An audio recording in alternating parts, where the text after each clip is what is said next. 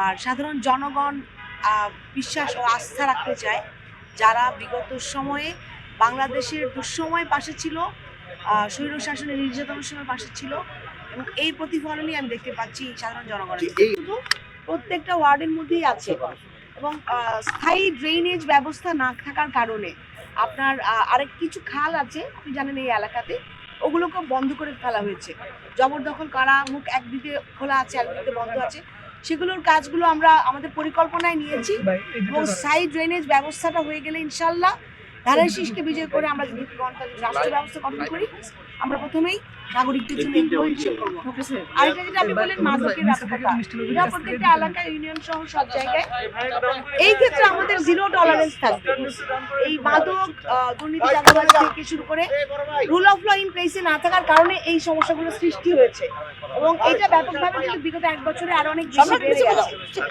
আমরা চাই আমার সামনের ভবিষ্যৎ প্রজন্ম যেন সুরক্ষিত থাকে, নিরাপদ থাকে, এবং এই ক্ষেত্রে যা যা করার আমরা প্রশাসনিকভাবে তো সব করবোই, পাশাপাশি তাদেরকে কাউন্সিলিং এর জন্য সোসাইটি ভিত্তিক এক কমিটি গঠন করব, যারা সচেতনতা বৃদ্ধির মাধ্যমে এদেরকে যেন কাউন্সিলিং এর মধ্যে আনা যায়, এবং পাশাপাশি তাদের জন্য যে মাঠ যেহেতু নাই, তাদের বিনোদনের ব্যবস্থা নাই, এক্সট্রা কারিকুলাম অ্যাক্টিভিটিসগুলো নাই শিক্ষা প্রতিষ্ঠানগুলোতে, তাদের জন্য বিভিন্ন প্রশিক্ষণের ব্যবস্থা করা, চাকরির ক্ষেত্রে যেন সুবিধা হয় তাদের শিক্ষার পরবর্তীতে, এবং তাদেরকে যেন বিভিন্ন ভাষা শিক্ষায় বিদেশেও তারা যেন চাকরি কাজ করতে যেতে পারে, সেই জায়গাগুলোতে আমরা তরুণদের নিয়ে আসতে চাই। তাহলে হয়তো এই দিক থেকে ঝুঁকিটা কমে যাবে, এবং আমরা চাই সর্বস্তরের জনগণ আমাদের সাথে থাকুক, পাশে থাকুক। আমরা এই প্রতিবন্ধক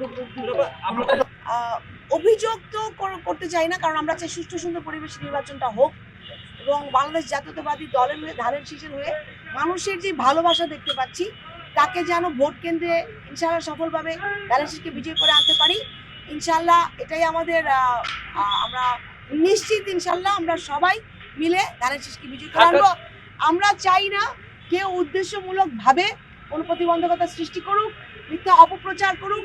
যেই অপপ্রচার ভোট বাহিনী দ্বারা করা হয় সোশ্যাল মিডিয়াতে, জনগণকে মানে মিথ্যা ইনফরমেশন দেওয়া হয়, এই জিনিসগুলো বন্ধ থাকুক। এটা আমরা ইলেকশন কমিশনকে বলেছি, প্রশাসনকে বলেছি।